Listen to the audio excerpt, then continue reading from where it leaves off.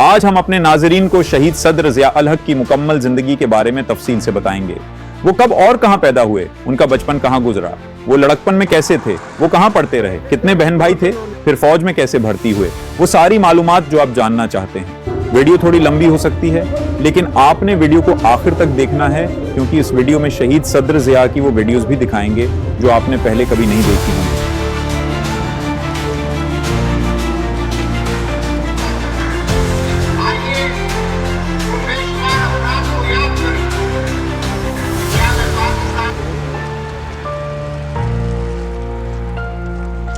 صدر محمد ضیاء الحق شہید 12 اگست 1924 کو ہندوستان کے شہر جالندھر میں ایک متوسط مگر دینی گھرانے میں پیدا ہوئے۔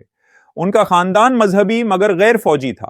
ان کے والد محترم راسخ العقیدہ مسلمان تھے۔ چونکہ خاندان مذہبی روایات پر کاربند تھا، اس لیے خاندانی ماحول نے محمد ضیاء آل حق کو لڑکپن سے ہی صوم و صلات کا پابند بنا دیا تھا۔ صدر ضیاء کے والد محترم کا نام محمد اکبر علی تھا۔ لوگ انہیں مولوی اکبر کہتے تھے۔ وہ آرمی ہیڈ کوارٹر میں ملازم تھے، اس لیے زیادہ تر دہلی یا شملہ رہتے تھے۔ ان کے 4 بیٹے اور 3 بیٹیاں تھیں۔ سب سے بڑی بیٹی کا نام رضیہ تھا۔ ان کے بعد 2 بیٹے محمد ضیاء الحق اور امین الحق تھے۔ پھر بیٹی نسیم اور بیٹے انعام الحق اور اظہار الحق پیدا ہوئے۔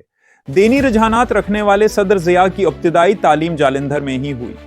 جالندھر سے کچھ فاصلے پر ایک بستی ٹوٹی کنڈی تھی۔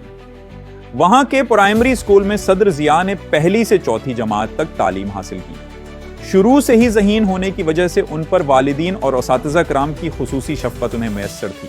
صدر ضیاء بہت خوش خط تھے۔ بعد میں انہوں نے گورنمنٹ ہائی اسکول شملہ میں داخلہ لیا۔ دوران اسکول ہی وہ بوائز سکاؤٹ تحریک سے منسلک ہو گئے۔ اس کے بعد ان کے والد نے اپنے بیٹے کو اعلی تعلیم کے لیے سینٹ اسٹیفن کالج دہلی میں داخل کروا دیا۔ اس کالج میں انہوں نے ڈاکٹر اشتیاق حسین قریشی سے تاریخ پڑھی۔ صدر ضیاء اپنی مادر علمی میں قیام کے دور کو ہمیشہ چاہت اور محبت سے یاد کرتے تھے۔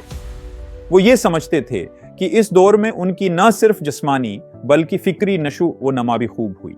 صدر ضیاء دوسری جنگ عظیم کی وجہ سے اپنی تعلیم مکمل نہ کر سکے اور گریجویشن کے دوران ہی انڈین آرمی میں کمیشن حاصل کر کے بھرتی ہو گئے۔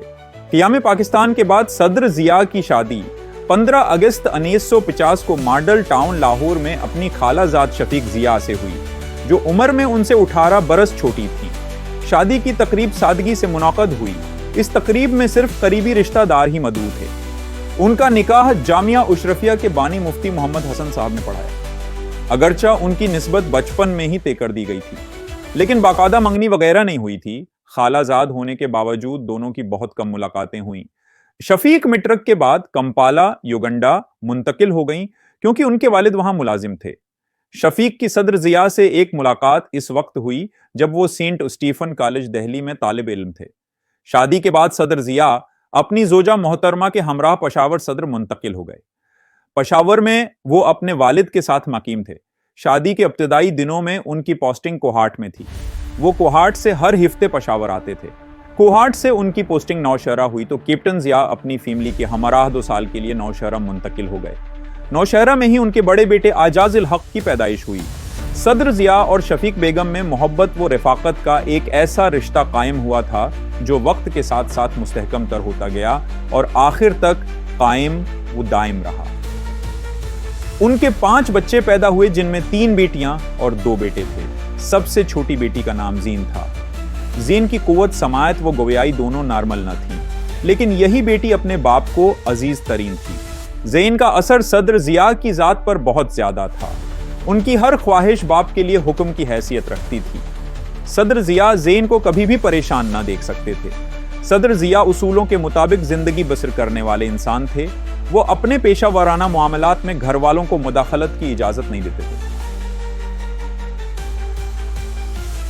1955 میں ان کے ہاں ایک بیٹی کی پیدائش ہوئی۔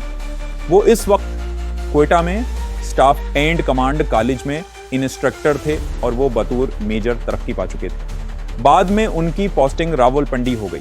راولپنڈی پوسٹنگ کے دوران ہی وہ 3rd آرمرڈ کھاریاں آ گئے، لیکن انہوں نے اپنی فیملی کو راولپنڈی میں ہی رکھا۔ راولپنڈی میں ہی ان کی بیٹی قرۃ العین اور بیٹے انور الحق کی پیدائش ہوئی۔ راولپنڈی قیام کے دوران ان کے سامنے 2 متبادل پیش آئے۔